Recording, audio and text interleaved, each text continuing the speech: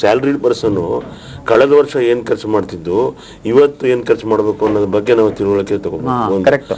ಚಿದಂಬರಂ ಆಗಲಿ ಮತ್ತೊಬ್ಬ finance minister ಆಗಲಿ ಆರ್ಥಿಕ ತಜ್ಞರಾದರೆ ಖರ್ಚಿನ ವೆಚ್ಚ, ಈಗ ವೆಚ್ಚ ಭರಿಸ್ಬೇಕಾದ್ರೆ ನೀವು ಆಗಲೇ ಹೇಳಿದ್ರೆ ನಮ್ಮ ಸಂಪಾದನೆ ಚೆನ್ನಾಗಿದ್ರೆ ಮಾತ್ರ ನಾವು ವೆಚ್ಚ ಭರಿಸಬೇಕು. ಅದೇ ಥರ ಈ ವೆಚ್ಚ ಜಾಸ್ತಿ ಆಗ್ತಿದೆ. ಈಗ ಸ್ಯಾಲರಿಡ್ ಪೀಪಲ್ ವೆಚ್ಚ ಈಗ ಜಾಸ್ತಿ ಹೊರೆ ಬೀಳೋದು ಯಾರಿಗೆ?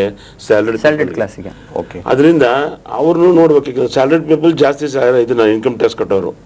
ನೀವು ಅವರು ಪಾಪ ಅವ್ರದ್ದು ಪ್ರೈಮರಿ ಎಕ್ಸ್ಪೆನ್ಸಸ್ ನೋಡ್ಲಿಕ್ಕೆ ಆಗುತ್ತೋ ಇಲ್ವೋ, ಟ್ಯಾಕ್ಸ್ ಅಂತೂ ಸ್ಯಾಲರಿ ಡಿಡಕ್ಟ್ ಆಗೋಗುತ್ತೆ. ಅದರಿಂದ ಖಂಡಿತವಾಗಿ ನಾನು ಹೇಳೋದು ಅಂದರೆ ಯಾವಾಗ ನೀವು ಟ್ಯಾಕ್ಸಿನ ಹೊರೆ ಅಂದರೆ ಕಡಿತವನ್ನು ಸರಿಯಾಗಿ ಸಮತೋಲನ ಮಾಡಿದ್ರೆ, ಫಾರ್ ಎಕ್ಸಾಂಪಲ್ ನೀವು 25% ಓವರ್ ಆಲ್ ಮಾಡಿ, ಸಿ ದ ಟ್ಯಾಕ್ಸ್ ಗ್ರೋತ್. ಆ ಥರ ನಾವು ಒಂದು ಓವರ್ ವ್ಯೂನಲ್ಲಿ ಲಾಂಗ್ ವ್ಯೂನಲ್ಲಿ ನಾವು ಮಾಡಬೇಕಾಗುತ್ತೆ ಹೊರತು ಇವತ್ತು ಇದು ಮಾಡಿದ್ರೆ ಆಗಲ್ಲ. ನಾವು ಲಾಂಗ್ ಟರ್ಮಲ್ಲಿ ಮಾಡಿದಾಗಲೇ ಅದು ಒಳ್ಳೆಯದಾಗ. ಫಾರ್ ಎಕ್ಸಾಂಪಲ್ 90-91 ನರಸಿಂಹರಾವ್ ಅವರು ಮತ್ತು ಮನಮೋಹನ್ ದೇಸಾಯಿ ಅವರು ಅವಾಗ ಫೈನಾನ್ಸ್ ಮಿನಿಸ್ಟರ್, ಅವರು ಅವತ್ತು ಮುಂದಾಲೋಚನೆ ಮಾಡದೆ ಹೋಗಿದ್ರೆ ಇವತ್ತು ನಾವು ಈ ತರ ಇರ್ತಿರ್ಲಿಲ್ಲ.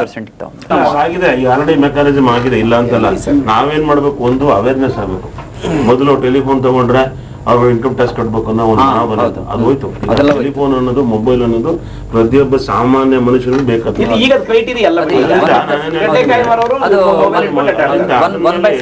ನಾವು ಏನ್ ಮಾಡ್ಬೇಕು ಅಂದ್ರೆ 25% ಎಷ್ಟು ಕಟ್ಬೋದು. ಈಗ ನಮ್ಮಲ್ಲಿ ನಾವು ಎಕ್ಸೈಸ್ ಡ್ಯೂಟಿ, ಇಂಡೈರೆಕ್ಟ್ ತೆರಿಗೆಗಳು ನೋಡಿ ಕಡಿಮೆ ಮಾಡಿದಾಗ ಜಾಸ್ತಿ ಇಂಪೋರ್ಟ್ ಡ್ಯೂಟಿ ಅದಾಗಲೂ ಅದೇನೆ.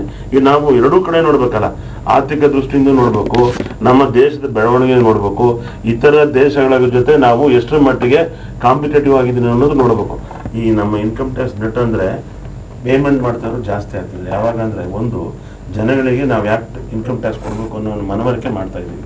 ಆ ಮನವರಿಕೆ ಆದಾಗ ಖಂಡಿತ ಯಾವಾಗ ನಾವು ಎಜುಕೇಶನ್ ಲೆವೆಲ್ ಇನ್ಕ್ರೀಸ್ ಆಗುತ್ತೆ, ಖಂಡಿತ ಮುಂದಿನ ಪೀಳಿಗೆ ಖಂಡಿತ ಇನ್ಕಮ್ ಟ್ಯಾಕ್ಸ್ ಕೊಡೋದ್ರಲ್ಲಿ ಹಿಂದೆ ಮುಂದೆ ನೋಡಲ್ಲ. ಎರಡನೇದು, ಈಗ ಯಾವಾಗ ಯಾವ ದೇಶದಲ್ಲಾಗಲಿ ಯಾವುದೇ ರಾಜ್ಯದಲ್ಲಾಗಲಿ ಉದ್ಯೋಗ ಸೃಷ್ಟಿ ಆಗಬೇಕು. ಈಗ ನರೇಗಾ ಮಾಡೋದು ಉದ್ಯೋಗ ಸೃಷ್ಟಿ ಮಾಡಬೇಕು ಅಂತ. ಯಾವಾಗ ನಿಮಗೆ ಸ್ಮಾಲ್ ಅಂಡ್ ಮೀಡಿಯಂ ಸೆಕ್ಟರ್ ನಲ್ಲಿ ಜಾಸ್ತಿ ಉದ್ಯೋಗ ಸೃಷ್ಟಿ ಆಗಬೇಕು, ಅದ್ರ ಕಡೆ ನೀವು ಉತ್ತೇಜನ ಕೊಡಬೇಕು. ಅವಾಗ ಏನ್ ಮಾಡ್ಬೇಕು, ಇನ್ವೆಸ್ಟ್ಮೆಂಟ್ ಕೊಡುವಂತ ಬಂಡವಾಳ ಇಂಟ್ರೆಸ್ಟ್ ಕಾಂಪಿಟೇಟಿವ್ ಆಗಿರ್ಬೇಕು. ನಾನು 15% ಕೊಟ್ಟು ಯುರೋಪ್ಗಾಗಲಿ ಮತ್ತೊಂದು ಕಂಟ್ರಿಗಾಗಲಿ ಚೈನಾ ಆಗಲಿ ನಾನು ಮಾಡಕ್ಕಾಗಲ್ಲ.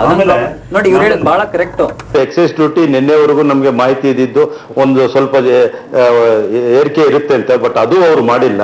ಅದವರೆಗೂ ನಾವು ಸ್ವಾಗತಿಸ್ತೀವಿ. ಬಜೆಟ್ ಎಕ್ಸ್ಪೆಂಡಿಚರ್ ಸುಮಾರು 5,55,320 ಕೋಟಿ ಮತ್ತು ನಾನ್ ಪ್ಲಾನ್ ಎಕ್ಸ್ಪೆಂಡಿಚರ್ ಸುಮಾರು 11,09,925 ಕೋಟಿ ಅಂತ ಈಗ ಹೇಳಿದ್ದಾರೆ. ಡಿಫಿಸಿಟ್ ಬಗ್ಗೆ ಅಬೌಟ್ 5.2%. ಈ ಇನ್ನಿತರ ಮಾಹಿತಿಗಳನ್ನ ಅವ್ರು ನಮ್ಗೆ ಕೊಟ್ಟಿದ್ದಾರೆ. ಒಟ್ಟಾರೆ ಹೇಳ್ಬೇಕಾದ್ರೆ ಅವ್ರು ಬಹಳ ಕಷ್ಟಪಟ್ಟು ಎಲ್ಲರೂ ಕನ್ವಿನ್ಸ್ ಮಾಡಕ್ ಟ್ರೈ ಮಾಡಿದ್ದಾರೆ. ನಾವು ಈಗಾಗಲೇ ಮೂಲಭೂತ ಸೌಕರ್ಯ ಬಹಳ ಬೇಕಾಗಿತ್ತು, ಅದನ್ನ ಹೆಚ್ಚಿಗೆ ಬಂಡವಾಳ ಒತ್ತು ಕೊಟ್ಟಿದ್ದಾರೆ. ಅದರಿಂದ ಏನಾಗುತ್ತೆ, ಕನೆಕ್ಟಿವಿಟಿ ಯಾವಾಗ ಇಂಪ್ರೂವ್ ಆಗುತ್ತೋ ಖಂಡಿತ ಇಂಡಸ್ಟ್ರಿ ಅಥವಾ ಮ್ಯಾನುಫ್ಯಾಕ್ಚರಿಂಗ್ ಮೇಲೆ ಒಳ್ಳೆ ಪ್ರಭಾವ ಬೀರ್ತದೆ. He has given preference for women, youth and poor. ಇದು ಮೂರಕ್ಕೂ ಅವರು ಒತ್ತಡ ಕೊಟ್ಟು how we can really do something for the youth of India, the poor people and the ವಿಮೆನ್ಗೆ ಅವರೊಂದು ಸ್ಪೆಷಲ್ ಸ್ಕೀಮ್ ಮಾಡಿರೋದು. We welcome it. And finally wind and renewable energy to boost up the production or for the investors to come, he has given certain I think so lenience he has given. That also we welcome it.